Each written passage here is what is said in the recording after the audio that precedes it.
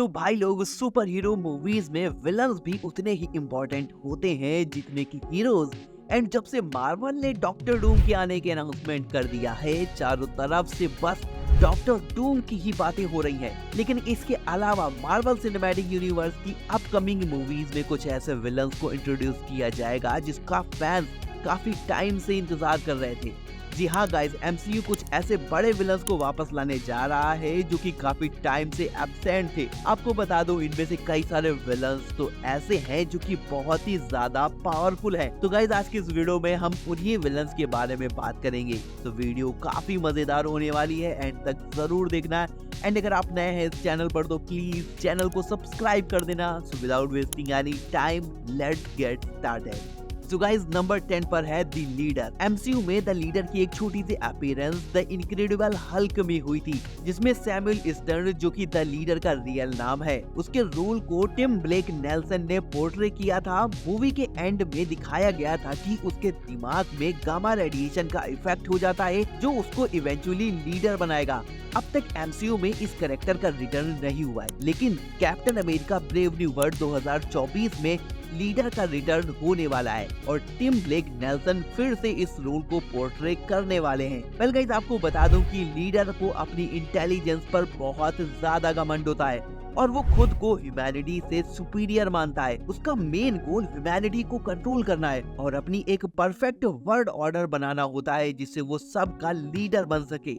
Number 9 पर है red Hulk. Well guys, आने वाली movie captain America brave new world में केवल द लीडर ही नहीं मिलने वाला है, बल्कि कई सारे विलन्स इस मूवी में होने वाले हैं और इन्हीं विलन्स की लिस्ट में रेड हल्क का भी नाम आता है, जिसकी एक झलक हम लोग मूवी के ट्रेलर में देख चुके हैं। आपको बता दूं कि जनरल थेडोस रॉस भी एमसीयू में पहले कई बार दिखाई दे चुके हैं और उन्हें मेनली मिलिट्री लीडर के रूप में जाना जाता है, जो कि हल्क को पकड़ने का ऑब्सेशन रखते हैं। ब्रूस बैनर, जो कि कभी उसकी बेटी का लव इंटरेस्ट होता है, उसी को कैप्चर करना चाहता है। सबसे रिसेंट अपीयरेंस उसकी ब्लैक विडो में थी, लेकिन अब रॉस वापस आने वाले हैं दोनों movies captain America brave new world और थंडरबोल्ट में।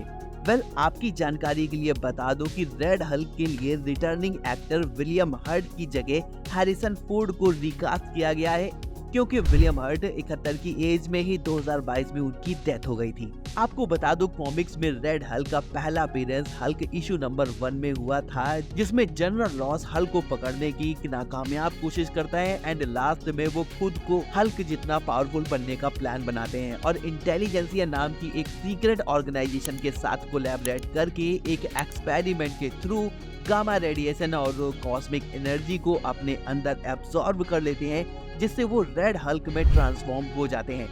गाइस, रेड हल्क के पास भी हल्क की तरह super human strength, durability and healing powers हैं। साथ ही कॉम्बैट स्किल्स में भी रेड हल्क किसी से कम नहीं है। नंबर 8 पर है गैलेक्टस। तो गाइस, डॉक्टर डूम के बाद अगला जो सबसे तगड़ा विलन जो होने वाला है वो है गाइस गैलेक्टस, जो कि एमसीयू की आने वाली movie fantastic four first step में अपीयर होने वाला है। गैलेक्टस मार्वल यूनिवर्स का एक कॉस्मिक एंटिटी है जो कि प्लैनेट ईटर के नाम से भी जाना जाता है। कॉमिक्स में गैलेक्टस एक बेहद ही पावरफुल बीइंग के रूप में दिखाया गया है, लेकिन मूवीज में इसका अपीयरेंस अब तक काफी लिमिटेड ही रहा है। गैलेक्टस मैटर और एनर्जी को मैनिपुलेट कर सकता है, प्लैनेट्स को डिस्ट्रॉय कर सकता है और रियलिटी को अल्टर कर सकता है। इसी के साथ ही गैलेक्टस के पास प्लैनेट्स और स्टार्स की एनर्जी को एब्सॉर्ब करने की एबिलिटी भी है, जिससे वो और भी ज्यादा पावरफुल हो जाता है। नंबर 7 पर है mister sinister. Guys, mister sinister Marvel comics का एक डेंजरस और कॉम्प्लेक्स विलन है जिसका असली नाम नैथनिएल एसेक्स है। मार्वल कॉमिक्स में नैथनिएल एसेक्स एक ब्रिटिश साइंटिस्ट होता है जो कि 19th सेंचुरी में जेनेटिक्स में रिसर्च करता है। उसका ऑब्सेशन था कि वो ह्यूमन जेनेटिक्स को मॉडिफाई करके परफेक्ट बीइंग बना सके। एपोक्लिप्स ने उसकी इस ऑब्सेशन को देखा और उसे इमोर्टल बना दिया, जिससे वो मिस्टर सिनिस्टर बन गया। मिस्टर सिनिस्टर काफी पावरफुल है और अगर उसकी पावर्स की बात करें तो वो टेलीपैथी कर सकता है, टेलीकाइनेसिस का यूज कर सकता है, चीजों को मॉलिक्यूलर लेवल तक कंट्रोल कर सकता है, अपना शेप चेंज कर सकता है जैसा वो चाहे, और अगर वो चाहे तो अपने आप को कहीं भी टेलीपोर्ट भी कर सकता है। मार्वल अभी एमसीयू में एक्समैन के साथ एक प्रॉपर मूवी बनाने का प्लान कर रहा है। अगर वो सब बढ़िया रहा तो हो सकता है कि मार्वल के म्यूटेंट सेगा में हमें मिस्टर सिनिस्टर का अपीयरेंस देखने को मिले। नंबर 6 पर है अल्ट्रॉन। वेल गाइस, 2015 में आई एवेंजर्स एज ऑफ अल्ट्रॉन में दिखाया गया था कि अल्ट्रॉन के आखिरी रोबोट तक को मिटा दिया जाता है, जिससे ये समझ आता है कि अल्ट्रॉन पूरी तरह से खत्म हो चुका है। लेकिन बहुत सारे फैंस का ये मानना था कि कभी न कभी अल्ट्रॉन जरूर वापस आएगा, और अब ऐसा होने ही वाला है। जी हाँ गाइस, मार्वल की तरफ से ये कंफर्म है कि विजन की आने वाली सीरीज में हमें अल्ट्रॉन का रिटर्न देखने को मिलने वाला है। अल्ट्रॉन हमेशा से ही एवेंजर्स का एक बहुत ही बड़ा दुश्मन रहा है, जिसके पास super human strength, durability, flight और एनर्जी प्रोजेक्शन की एबिलिटीज है, एंड वो अपने कॉन्शियसनेस को इंटरनेट के थ्रू ट्रांसफर कर सकता है, जिससे वो वर्चुअली अनडिटेक्टेबल है और नियरली इम्पॉसिबल टू डिस्ट्रॉय हो जाता है।